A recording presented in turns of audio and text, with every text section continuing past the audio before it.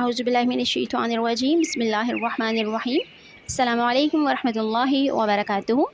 Welcome to Storyland and a very warm welcome to all of my new subscribers. I hope all of you are fine and doing well. I'm your teacher Umm Muhammad, and today we are going to read the second chapter, The Ransom of Red Chief, from New Oxford Modern English Book 6. For more details about this video, please check the description box. Let's start today's video.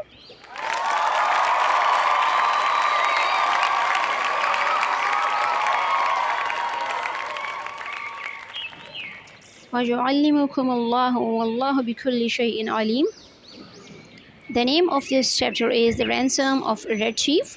Ransom बोलते हैं तावान को, और chief का मतलब होता है सरदार। और इस चैप्टर को रीड करने के बाद हमें अंदाज़ा होगा कि इस चैप्टर का ये नाम क्यों रखा गया। सबसे पहले हमारे पास हैं वर्ड्स टू नो, ऐसे अल्फाज जिनको जानना ज़रूरी है इस चैप्टर की रीडिंग से पहले। The first word is exceed, to agree to a demand or request, किसी भी मुतालबे या दरख्वास्त पर राज़ी हो जाना। Next word is buggy, here a horse drawn cart, एक ऐसी गाड़ी जिसको घोड़ा चलाता हो। ये मोस्टली कार्टून्स वगैरह में दिखाई जाती हैं, सिंड्रेला या रुसेला के कार्टून्स में इस किस्म की गाड़ियाँ दिखाई जाती हैं जिनको बगी बोला जाता है। Next word is a counter proposition, an offer made as an alternative to a previous one. Counter proposition का मतलब होता है एक ऑफ़र के बदले दूसरी ऑफ़र देना। जिस तरह से कभी शॉपिंग के लिए जाते हैं तो वहाँ पे जब भी हम कोई शॉपकीपर हमें एक रेट बताता है किसी चीज़ का, तो हम बारगेनिंग के लिए उसको काउंटर प्रोपोजिशन यानी एक और रकम बताते हैं कि नहीं इतना नहीं इतना, so it's called counter proposition. Next word is foreclose, to take back a property that was bought with borrowed money because that money is not being paid back as agreed. यहाँ पर प्रॉपर्टी से मुराद कोई घर या ज़मीन वगैरह है। Bot होता है ख़रीदना, बोरोड उधार ली गई रकम, borrowed money, and agreed mean रजामंदी।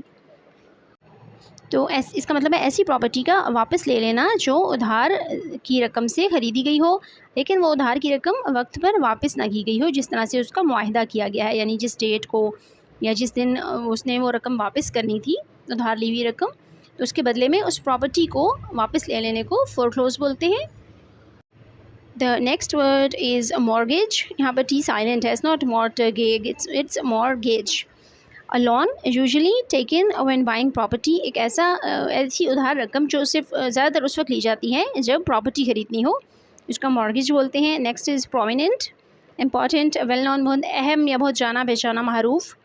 Next is provisions, food drink and equipment, यानी खाने पीने का सामान या और जो आपके पास कोई साजो सामान है, that is called provisions. Next is scout, a soldier or other person sent out to investigate in secret, यानी ये सिपाही भी हो सकता है और एक आम इंसान भी हो सकता है जिसको जासूसी के लिए या तफ्तीश के लिए भेजा जाए, इन्वेस्टिगेशन के लिए, उसको हम स्काउट कहते हैं।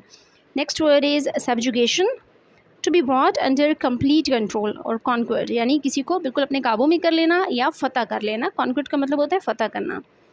The second last word is surreptitiously, without being noticed और सीक्रेटली, यानी ऐसे तरीके से कि आपको कोई नोटिस ना करे या बहुत राजदारी के साथ। And last word is treachery, it's betrayal of trust, एतमाद खो देना या एतमाद किसी के भरोसे को तोड़ना, धोखा देना। यहाँ से अब हमारी स्टोरी स्टार्ट होती है। A story about a kidnapping in which the kidnappers get more than they bargained for. Kidnapping होता है अगवा करना, एंड किडनैपर्स होते हैं अगवा करने वाले, एंड बारगेन का मतलब होता है सौदेबाजी करना या रेट मोल भाव करना, जिसको बोलते हैं दैट इज़ बारगेनिंग। एक ऐसी स्टोरी है जो कि किडनैपिंग के यानी अगवा के मुतालिक है, जिसमें अगवा करने वालों को उससे ज़्यादा मिला जिसका उन्होंने सौदा किया था। We were down south in Alabama, Bill Driscoll and myself. यहाँ पर जो स्टोरी सुनाने वाला इंसान है वो कह रहा है कि हम एलाबामा के जनूबी इलाके में थे, और उसके साथ जो इंसान है उसका नाम है बिल ड्रिस्कोल, और उसने अपना नाम यहाँ पे मेंशन नहीं किया। ये दोनों उस वक्त वहाँ थे। ये अमेरिका का एक इलाका है। When this kidnapping idea struck us, यानी इस अगवा का आइडिया जब उनको ख्याल जब आया तो वो उस वक्त इस जगह पर मौजूद थे। कहाँ पर? एलाबामा के जनूबी इलाके में। Bill and me had about $600, bill के और मेरे पास तकरीबन $600 थे। एंड वी नीडेड, और हमें चाहिए थे जस्ट $2,000 मोर, हमें सिर्फ $2,000 और चाहिए थे to buy some land in western Illinois.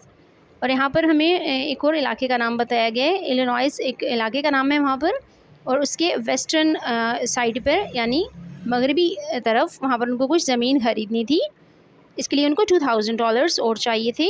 We figured that family love is strongest in semi rural communities and decided to do our kidnapping in Summit a small town. यहाँ पर 3 जगहों का जिक्र अभी तक कर दिया गया है। सबसे फर्स्ट है हमारे पास एलाबामा, जहाँ पर जब वो थे तो उनको इस किडनैपिंग का आइडिया आया। उसके बाद उन्होंने जगह जो ज़मीन ख़रीदनी थी वो थी वेस्टर्न इलिनॉइस में। एंड लास्ट जो तीसरी जगह है यहाँ पर समिट उसका नाम है, और ये एक टाउन का नाम है, छोटे से कस्बे का नाम है। और इन्होंने क्या किया कि ये इन्होंने फिगर आउट किया, यानी अपनी रिसर्च की इन्होंने, कि जिसके मुताबिक इनको पता चला कि फ़ैमिली लव जो है वो सेमी रूरल कम्युनिटीज़ में ज़्यादा होता है। रूरल बोलते हैं देहाती इलाकों को, और अर्बन बोलते हैं शहरी इलाकों को, यानी जो बिल्कुल देहात है या गांव है वहाँ पर भी ये कम होता है, और बिल्कुल जो शहरी इलाके हैं, जो अर्बन एरियाज़ हैं, वहाँ पर भी ये कम होता है। तो यानी कि अपनी एक इन्वेस्टिगेशन दी जिसके मुताबिक इनको पता चला कि सेमी रूरल जो कम्युनिटीज़ हैं या जो माशरे हैं ऐसे जो कस्बा टाइप है वहाँ पर फैमिली लव बहुत ज़्यादा होता है।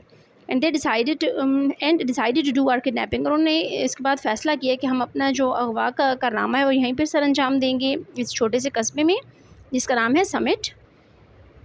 We selected for our victim the only child of a prominent citizen named Ebenezer Dorset.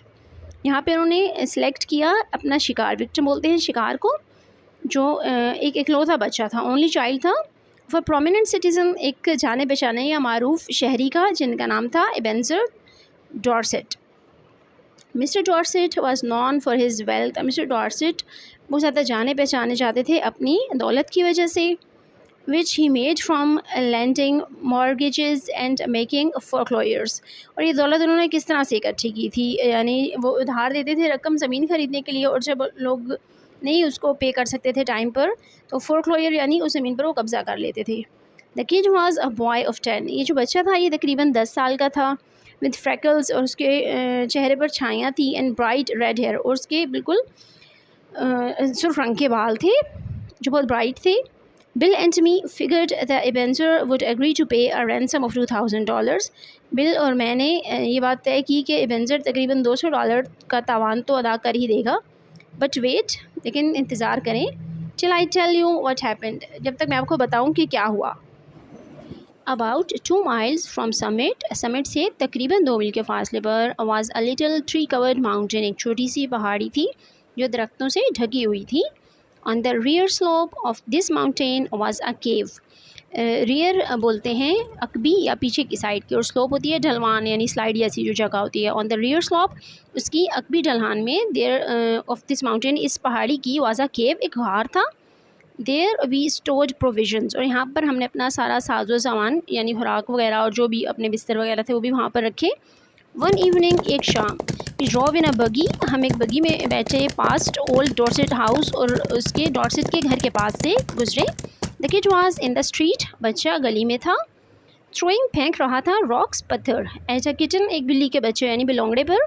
On the opposite fence, जो कि मुकाबिल, जो उसके ऑपोजिट मुतजाद कहते हैं वैसे तो, लेकिन यहाँ पर होगा कि उसकी जो दूसरी तरफ, जिस गली में जिस वक्त वो खड़ा था जिस तरफ, उसके मध्य मुकाबिल जो एक बाड़ लगी थी उसके ऊपर एक बिलोंगड़ा बैठा था और उसको पत्थर मार रहा था, यानी काफ़ी मिस्चीवियस बच्चा था। हे सेज बिल, बिल ने उसको बुलाया, hey would you like some candy, क्या तुम्हें कुछ कैंडीज़ लेना पसंद है या तुम कुछ कैंडीज़ लोगे। The boy threw a piece of brick at Bill's head, और उस बच्चे ने ईंट का एक टुकड़ा बिल के सर पर फेंक दिया। The boy put up a fight, लड़के ने तकरीबन झगड़ा शुरू कर दिया, बट इवेंचुअली, लेकिन आखिरकार, we got him in the buggy, हमने उसको बगी में डाल लिया, and drove up to the cave, और उसको गार तक ले गए।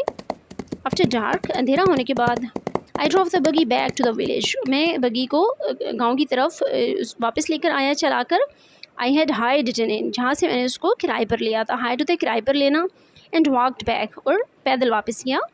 Bill was examining and treating the scratches and bruises on his face and legs, अब यहाँ पर बिल क्या कर रहा था, क्योंकि उस लड़के ने काफ़ी झगड़ा किया था और उसको ईंट का एक टुकड़ा भी मारा था, तो वो वहाँ पर एग्जामिन यानी उनका मुशाहिदा कर रहा था और ट्रीटिंग उनका इलाज कर रहा था। किनका? स्क्रैचेस, जो खरोंचे उसको आई थी, और ब्रूजेस, जो उसको ज़ख़म आए थे उसके चेहरे पर और उसकी टांगों पर। तो उसके चेहरे और टांगों पर जो ज़ख़म और जो खरोंचे आई थी वो उनका मुआयना कर रहा था और उनका इलाज कर रहा था। There was fire burning in the cave, गार में आग जल रही थी। And the boy was sitting by it, और लड़का इसके पास बैठा था। With two buzzard tail feather stuck in his red hair, यानी उसके सुर्खों के बाल थे और उसमें फेदर्स यानी पंख लगे हुए थे। एक तो होते विंग्स यानी जिससे परिंदे उड़ते हैं, लेकिन छोटी छोटी उनकी बॉडी भी होती है, उनको हम फेदर्स बोलते हैं। तो वो उसके सर में लगे हुए थे। He points a stick at me and says, उसने एक छड़ी से मेरी तरफ इशारा किया और कहा, hey cursed pale face, do you dare to enter Red Chief's camp. यहाँ पर वो अपने आप को एक सरदार समझ रहा है और उसने अपना एक कैंप या छावनी बनाई हुई है जिसके मतलब वो उसको डांट रहा है, उसकी तरफ इशारा कर रहा है और उसको वो कर्स्ड पेल फेस के नाम से बुला रहा है। कर्स का मतलब होता है किसी पे लानत करना, और कर्स्ड मीन मलून, और पेल फेस, पेल कहते हैं पीले या जर्द रंग को, पेल फेस मीन जर्द रंग वाले या पीले चेहरे वाले। एक तरह से उसको गाली के मीनिंग में भी कह सकते हैं, लेकिन बुरे वर्ड्स यानी अच्छा उसको नहीं उसने ट्रीट किया और बहुत सख्त लहजे में उसको कहा कि पीले चेहरे वाले मलून इंसान, डू यू डेयर, तुम्हें जुर्रत कैसे हुई या तुम्हें हिम्मत कैसे हुई कि तुम एंटर हो जाओ रेड चीफ के कैंप में। और रेड चीफ वो यहाँ पर अपने आप को कह रहा है, और क्योंकि ये स्टोरी अमेरिका के इलाके की है तो इसी वजह से यहाँ पर जो वर्ड्स भी यूज़ किए गए हैं वो इसी हिसाब से ही हैं, क्योंकि वहाँ पर पहले रेड इंडियंस या रेड पीपल ही रहते थे। ब्लैक जिस तरह से अफ्रीकन है उनको ब्लैक बोला जाता है, तो इस तरह से जो इंडियन हैं उनको रेड स्किन यानी डार्क ब्राउन स्किन की वजह से रेड बोला जाता है। और जब यूरोपियन लोगों ने यहाँ पर अमेरिका को डिस्कवर किया तो यहाँ पर जब वो आए तो इस वक्त वहाँ पर रेड स्किन वाले ही लोग थे, तो वो अपने आप को रेड चीफ कह रहा है इस वजह से। और उसके क्योंकि वो वाइट स्किन वाला है तो इस वजह से उसको वो कर्स्ड पेल फेस बोल रहा है, उसकी येलो कम्प्लेक्शन को, वाइट कम्प्लेक्शन को येलो बोल रहा है यहाँ पर। इसके बाद है he is all right now, या बिल्कुल ठीक है, सेज बिल, बिल ने कहा, यानी उस लड़के के बारे में बिल ने बताया कि अभी बिल्कुल ठीक है। We are playing Red Indian, और हम रेड इंडियन खेल रहे हैं। आई एम ओल्ड हैंक, मैं बूढ़ा हैंक हूँ। रेड चीफ्स कैप्टिव, और मैं रेड चीफ का कैदी हूँ, यानी उसने मुझे कैद किया हुआ है। And I am to be scalped at daybreak, और जब सूरज निकलेगा यानी कल जब सवेरा होगा तो उस वक्त मेरा सर कलम कर दिया जाएगा। Ouch, that kid can kick hard, और आउच की यानी आवाज़ उसने निकाली जैसे उसको दर्द हो रहा, और उसने कहा कि ये बच्चा बहुत ज़ोर से किक करता है, ये लात मारता है। That boy seemed very happy, वो लड़का बहुत खुश नज़र आ रहा था। The fun of camping out had made him forget that he was a captive, और बाहर जो उसकी कैंपिंग चल रही थी उसकी वजह से वो भूल ही गया था कि वो एक कैदी है। कैप्टिव बोलते हैं कैदी को, और फॉरगेट होता है भूल जाना। ही इमीडिएटली नेम्ड मी स्नेक आई, इमीडिएटली मतलब अचानक, उसने अचानक ही मेरा नाम स्नेक आई रख दिया। द स्पाई, स्पाई बोलते हैं जासूस को। And announce that I was to meet my and the next day, और उसने ये भी ऐलान कर दिया कि मैं कल अपने अंजाम को पहुंच जाऊंगा। देन वी हैड सपर, उसके बाद हमने रात का खाना खाया, और सपर का मतलब होता है मगरिब से लेके जो रात तक का वक्त होता है सोने से पहले का, उसमें जो खाना खाया जाए उसको सपर बोला जाता है। And he field his mouth full of meat, और उसने अपना मुँह गोश्त से भर लिया, ब्रेड और रोटी से, एंड ग्रेवी और शोरबे यानी सालन से, एंड टॉक्ड और बातें करने लगा।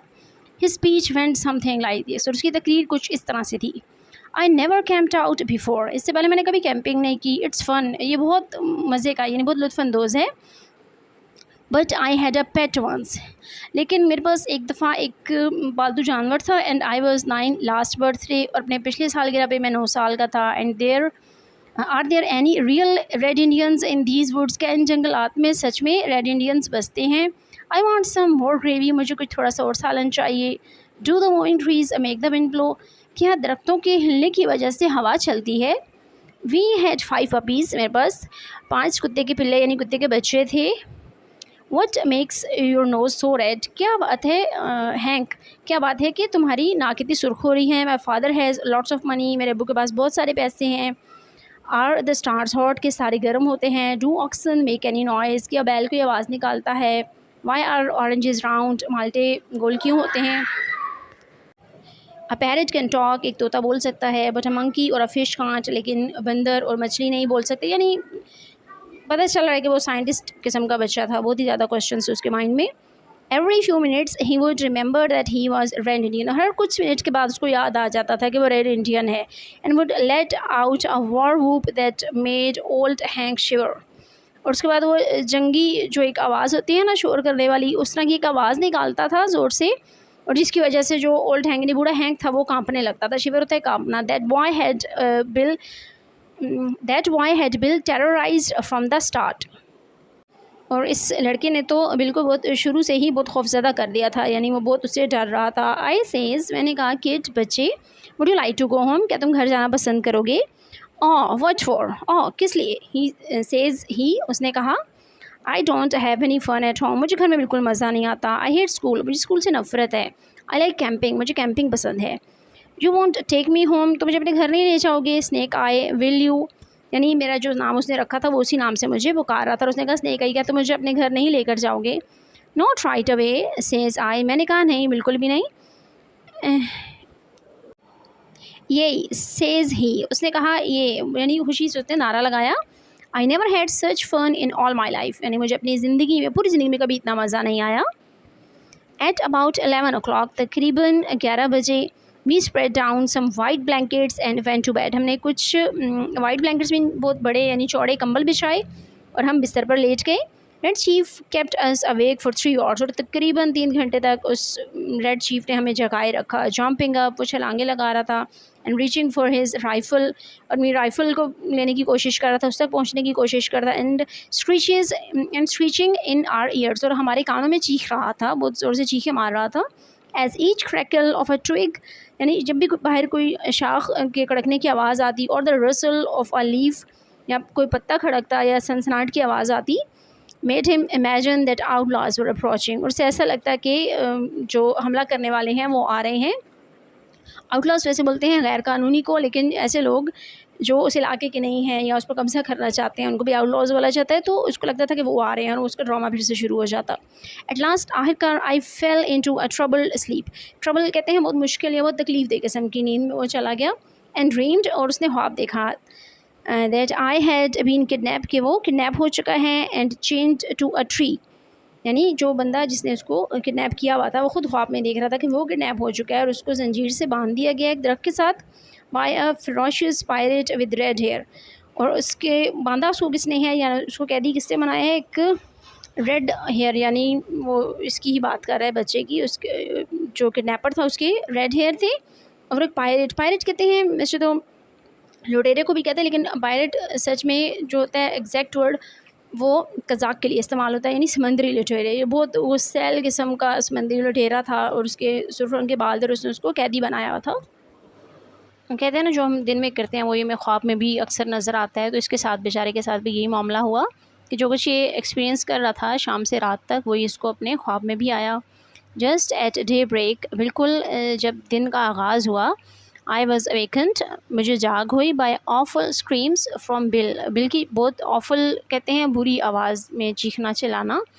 आई jumped up to see what the matter was, मैं उछल कर बैठ गया ये देखने के लिए कि मामला क्या है। Red chief was sitting on bills chest, जो रेड चीफ था वो बिल की चेस्ट के ऊपर यानी उसके सीने पर बैठा हुआ था, holding him by the hair, और उसने उसको बालों से पकड़ा हुआ था। इन हिज अदर हैंड, उसके दूसरे हाथ में he had the sharp knife, बहुत तेज़ छुरी थी उसके हाथ में या चाकू था। And he was seriously trying to take Bill's scalp, और वो बहुत संजीदगी से इस बात के लिए वो तैयार था कि वो बिल का सर कलम कर दे। And he promised the evening before, जैसा कि उसने पिछली शाम में वादा किया था। I got the knife away from the kid, मैंने उस बच्चे से चाकू को दूर किया। And made him lie down again, और उसको दोबारा लिटा दिया।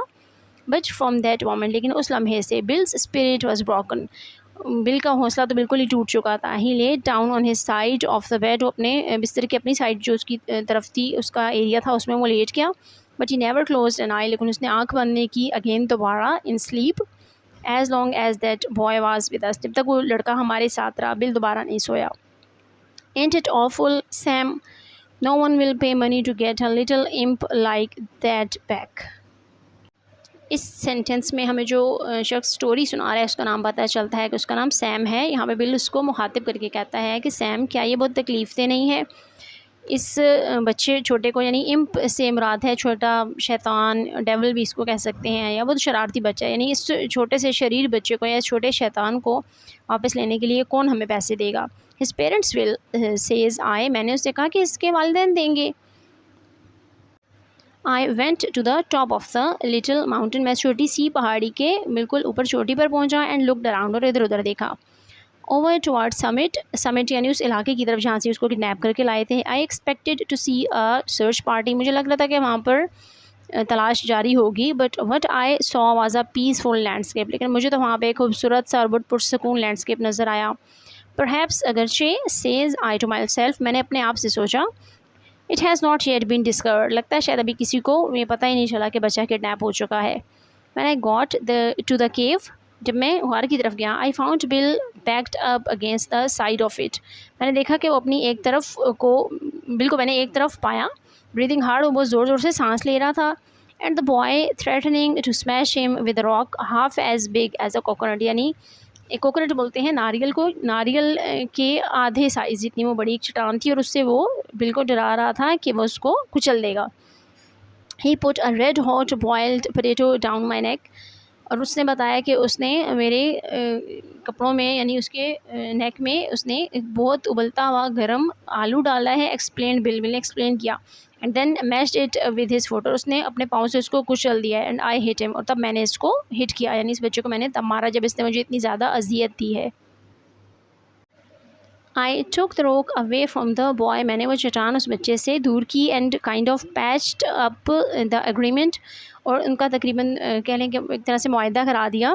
I fix you, says the kid to Bill, और उस बच्चे ने बिल से कहा कि मैं तुम्हें ठीक कर लूँ, मैं मतलब जिस तरह से धमकी देते हैं बच्चे को, मैं तुम्हें देख लूँगा या मैं तुम्हें ठीक कर लूँगा। By and by Bill comes down and says, और बिल जब काम डाउन हो गया तो उसने कहा, Sam you won't go away and leave me here alone, तुम यहाँ से जाओगे तो नहीं ना, तो मुझे अकेला तो नहीं छोड़ोगे ना, विल यू, क्या तुम ऐसा करोगे?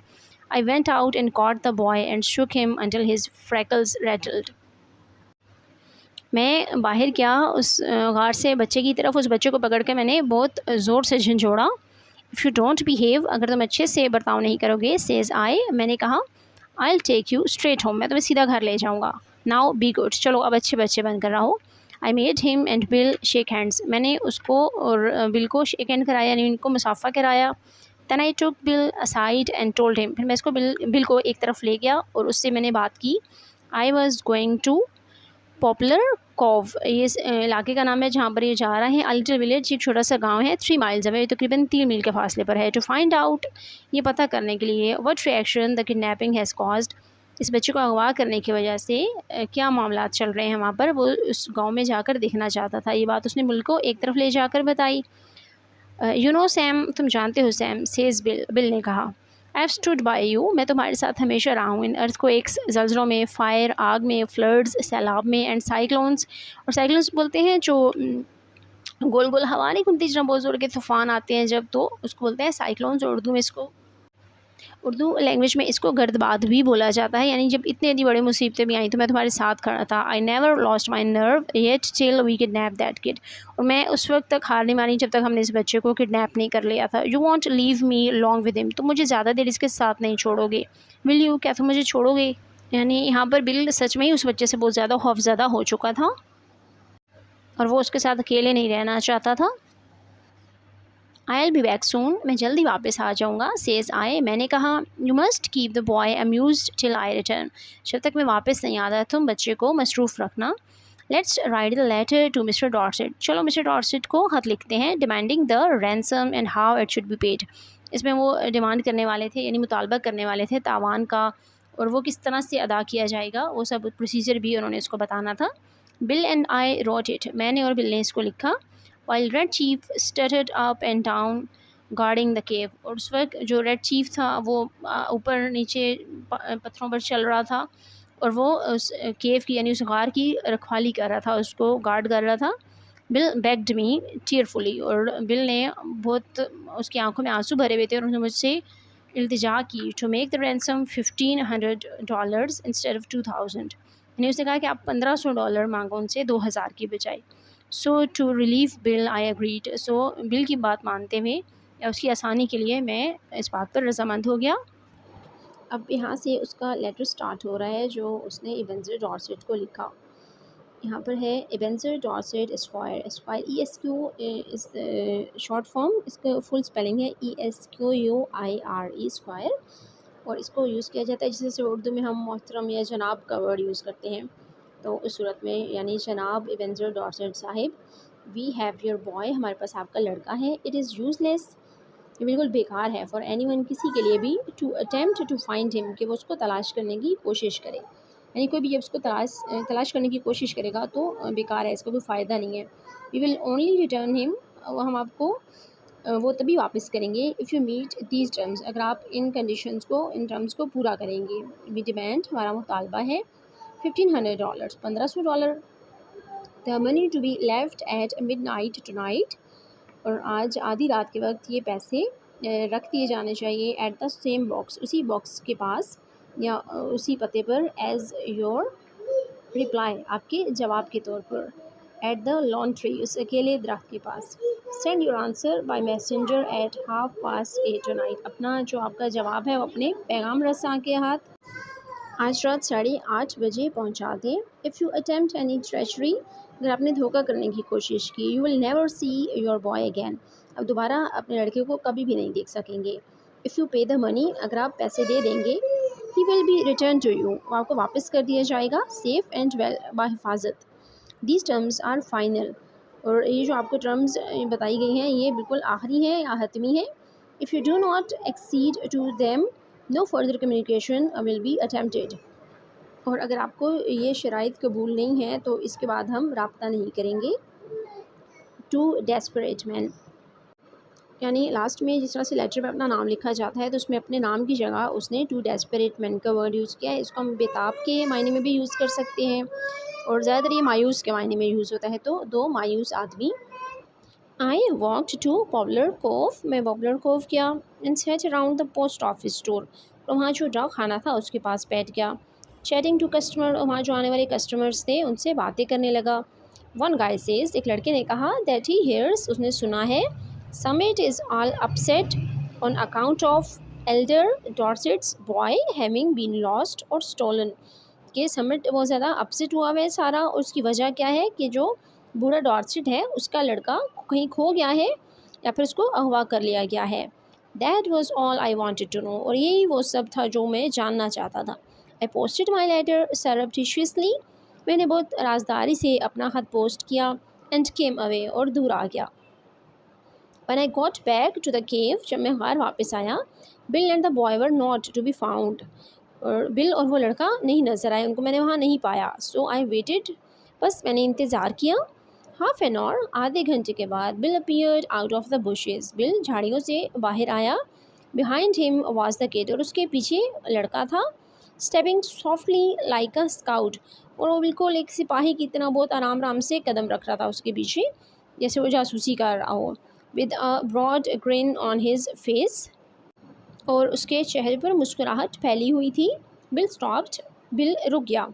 टुक ऑफ हिज हेड, उसने अपना जो हैट था, जो टोपी उसने पहनी थी, उतारी। And wiped his face with a red handkerchief, और उसने लाल रंग के एक रुमाल से अपने चेहरे को साफ़ किया। The kid stopped about 8 feet behind him, और बच्चा उससे तकरीबन 8 फुट के फासले पर पीछे ही रुक गया। सैम सेज बिल, बिल ने कहा, Sam, I am sorry but the boy is gone, मैं बहुत माफ़ी मांगता हूँ या शर्मिंदा हूँ कि वो लड़का चला गया। I have sent him home, मैंने उसको घर भेज दिया है। I have been subjugated to such awful tortures, और उसके बहुत ज़्यादा अजियतों की वजह से मुझे लगता था कि मैं महकूम हो चुका हूँ या उसके कंट्रोल में आ चुका हूँ। आई रीच्ड माई लिमिट, मैं अपनी हद को पहुँच चुका था, यानी मेरी लिमिट क्रॉस हो गई थी बर्दाश्त की। What's the trouble bill, I asked, मैंने पूछा, बिल क्या मुसीबत है। I was road like a horse says bill, bill ने कहा, मुझ पर एक घोड़े की तरह सवारी की गई। Then I was given oats, और फिर मुझको ऑट्स खिलाए गए। ऑट्स बोलते हैं जौ को, यानी मुझे जौ खिलाया गया। सैंड एंड एडिबल, और रेत खाने के काबिल नहीं होती, यानी खाने की चीज़ नहीं है, यानी उसने रेत को जौ बनाकर उसको खिलाया। आई टेल यू, मैंने तुम्हें बताया Sam, a human can only stand so much, एक इंसान की बर्दाश्त की एक लिमिट होती है, यानी वो किसी हद तक ही बर्दाश्त कर सकता है। I takes him down the mountain, मैं उसको पहाड़ी से नीचे लेकर गया।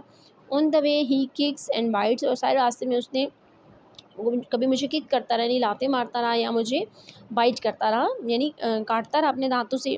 बट ही इज़ गोन, लेकिन वो चला गया। गोन होम, घर चला गया। I showed him the way, मैंने उसको रास्ता दिखाया। I am sorry we lost the ransom, और मैं सॉरी करता हूँ, माफ़ी मांगता हूँ इस बात के लिए कि हमने तावान खो दिया। But it was either that or me to the mad house, यानी अगर वो यहाँ रहता तो या उसे या मुझे, यानी हम दोनों में से किसी एक को पागल खाने जाना पड़ता। बिल सेज आई, मैंने कहा bill have a look behind you, अपने पीछे एक नज़र दौड़ाओ या अपने पीछे देखो।